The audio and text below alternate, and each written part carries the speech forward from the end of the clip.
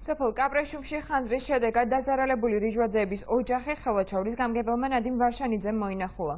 ვარშანიძის განმარტებით ოჯახს თავდაპირველად ერთჯერადი დახმარება 1000 ლარის ოდენობით გაეწევა. მიყენებულ ზარალს კი სამთავრობო კომისია შეისწავლის. გამგებლის ინფორმაციით ოჯახი სავარაუდოდ 10,000 ლარს მიიღებს. რაოდებში დაკმაყოფილდება რიჟვაძეების ოჯახი ამ ეტაპზე უცნობია. დაზარალებულის განცხადებით გუშინ სახანძრო სამაშველო სამსახურის მანქანამ ხანძრის კერამდე მისვლა დააგვიანა.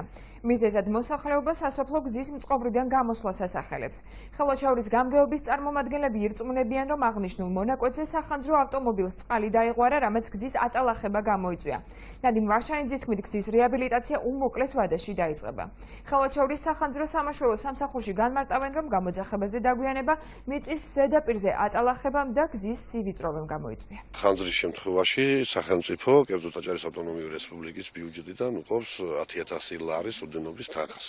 მანამდე მუნიციპალიტეტი სარეზერვო ფონდიდან გამოუყოფთ 1000 ლარს და ამ 1000 ლარით ქირით იქნებიან გასული. გზა კეთდება, ნაწილი დაგებულია, ბეტონირება მოხდა. ეხლა გზა გააფუჭა ისევ სახანძრო, როცა მოვიდა წყალი დაიღვარა, იქ მომზადებული იყო ფაქტიურად დასასხმელად ბეტონი, მუშაობდა მოსახლეობა. ამიტომ ეგ თავისთავად ცუდია, რომ გზა გაფუჭდა, გზამ ხელი შეუშალა, მაგრამ იმასთან დაკავშირებით, რომ გზა კარგი ყოფილიყო, არ დაიწვოდა, ეგ აბსურდია. რასო შესაძლებლობა იქნება, რასო იქნება ყველაფერი და 1-3 ოთახი ყველაფერში გეხმარებით მითხრეს ყველა. კონკრეტულად რაში გეხმარებით? ყველაფერში. ბინას უკირავებს ყველაფერში მითხრეს.